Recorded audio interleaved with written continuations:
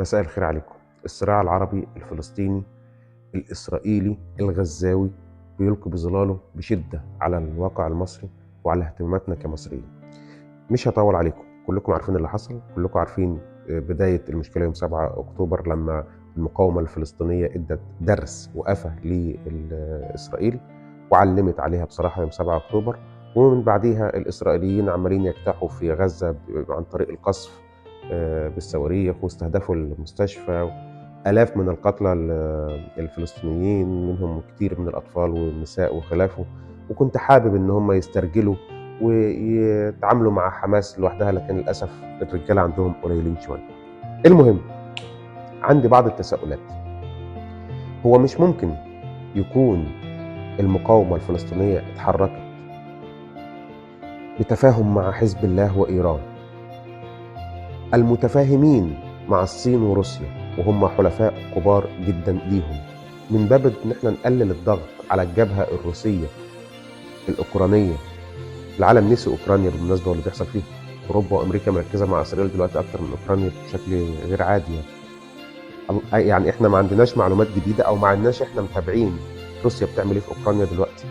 فهل ممكن يكون اللي حصل ده بتخطيط أو بترتيب ما بين روسيا، الصين، إيران وحلفائها في فلسطين؟ طبعا حتى لو ده كان حاصل فإحنا طبعا بنسمن أي عمل تقوم به المقاومة ضد أرضها، لكن جايز تكون الصين وروسيا ورا الموضوع ده.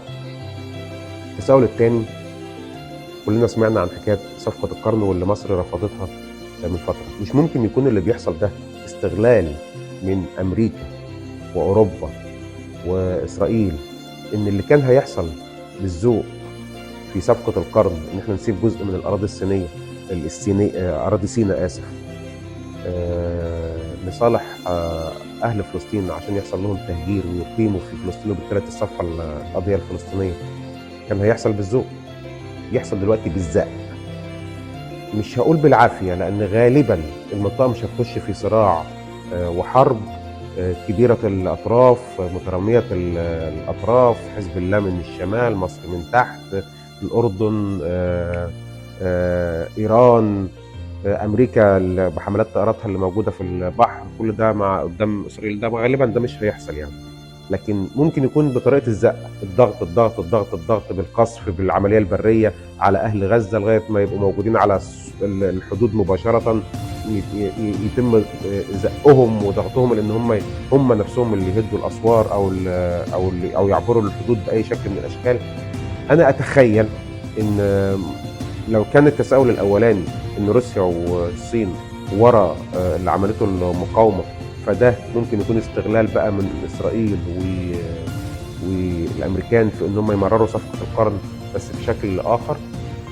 ولو ما كانش حتى الصين ولا روسيا ورا المقاومه، فهم ممكن تكون اسرائيل والامريكان. انا لغايه دلوقتي مش قادر استوعب ان شويه الطيارات الشراعيه وكميه الكاميرات اللي موجوده وكميه البندقيات الاليه اللي موجوده على الحدود ما بين غزه وما بين اسرائيل ما قدرش ترصد الناس دي كلها. ده بصراحه ده ما بيخش دماغي. فغالبا اسرائيل نفسها اللي حصل ده على هواها او كانت مستنياه او كانت مخططه له بالمشاركه مع المقاومه حتى عشان تحصل المشكله وعشان تبدا يعني تضغط على اهل غزه ان هم يسيبوا سيناء. الله اعلم، انا بس بتساءل مع حضراتكم، لكن في كل الاحوال احنا كلنا على قلب رجل واحد ورا القياده المصريه. محدش هيقدر يستبدل سيناء ولا يبقى موجود فيها باي جنسيه من الجنسيات بغرض التهجير او غرض تصفيه القضيه الفلسطينيه.